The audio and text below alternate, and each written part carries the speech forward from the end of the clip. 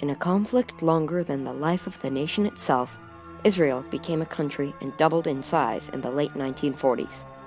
This only happened after the Holocaust, which sent many Jews looking for a home. This influx of people caused the Palestinian Civil War, which ended in the creation of Israel and the Six-Day War. Even though Israel was vastly outnumbered, they triumphed against such terrible odds. After World War I, the British had taken over the Ottoman Empire, including Palestine. After World War II and the Holocaust, the newly formed United Nations recommended three things: for the British to partition Palestine into an Arab state and a Jewish state, the independence of the Jewish state, and the termination of the British occupation. This would give the Jews a homeland to go after persecution in World War II. The Arab League refused to recognize the UN's resolution to create the Jewish state. Between November 29, 1947 and May 14, 1948, before the partition was signed, the civil war raged on between the Arab and Jewish populations of the area of British occupation. Israel was then pushed to forcefully create their own country. First, they created two militia organizations, the Etzel and the Lehi. Both of these were combined under the Haganah, which means the defense. The Haganah was fighting a loosely organized group of Arab militia, giving the Haganah the advantage of organization and planning. After small skirmishes, the two populations declared war. The Haganah's main tactic was to protect the cities it already controlled. This tactic had to be aborted in November, when the city of Jerusalem was attacked and the Jewish people inside were blocked off from food and water.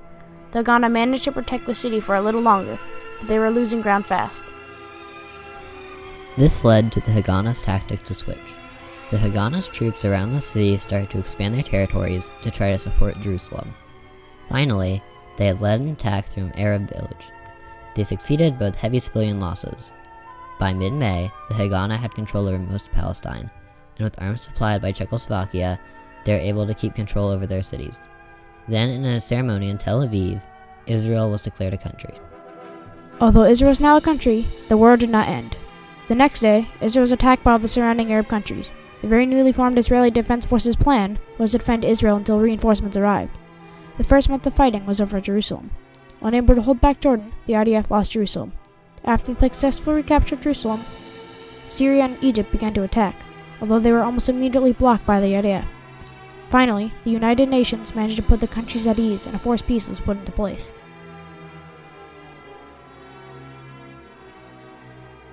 The peace did not last long. The IDF attacked Jerusalem and only captured 2 Arab settlements in it. Those settlements served as the means needed to recapture Jerusalem and settle into another forced peace. This peace was broken by an attack that captured the Galilee, a mountainous region in northern Israel. In December, Egypt was driven out of the Negev desert in southern Israel by the IDF. This was the push that ended the war. At the end of the war, the armistice agreements were signed, granting peace between Israel and the rest of the Arab Peninsula.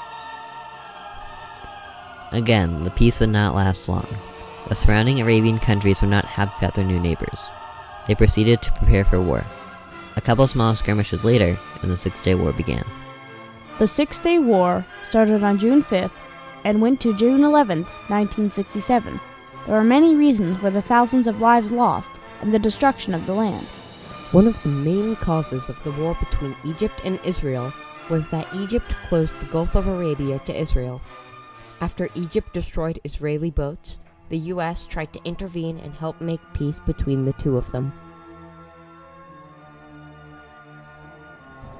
Other reasons that caused the Six-Day War were that Egyptian forces formed a blockade around Israel's main port town, and Nasser was also doing questionable things, such as hiding behind the UN and their emergency force. When Nasser mobilized troops without telling Israel why, Egypt immediately came under scrutiny and was attacked. President Lyndon B. Johnson tried to tell Egypt and Israel not to fire the first shot. Israel had told Gamal Abdel Nasser, the president of Egypt, that closing the waterway would lead to war, yet he did it anyway. Now that Egypt had attacked Israeli boats, the war started. On May 30th, Egypt, Jordan, and Iraq signed a mutual defense pact after finding a common enemy in Israel. Their defense pact stated that neither could hurt each other, so they could unite against Israel and oust it from their region. Egypt requested the United Nations Emergency Force leave from their nearby settlement on the border of Israel to soften up the Israeli defenses. Israel got a head start on other countries and attacked Egypt quickly because they felt threatened. They immediately sent an airstrike to Egypt after the sudden mobilization of Egyptian troops. Israeli planes struck at 8:30 a.m. Egypt time on June 5, 1967. Egyptian planes were left unguarded on the runways, so Israeli pilots went in, blew them up, and managed to escape as some of the last Egyptian planes tried to blow up the Israeli planes. The attack on Egyptian planes, Operation Focus, blew up more than 286 Egyptian planes. Egypt had lost most of its air force and military in the first hours of the war. Egypt tried to counterattack, but mostly ended up dragging other countries into the war, and getting a much stronger retaliation from Israel. After getting attacked, Egypt appealed to Jordan, Syria, and Iraq.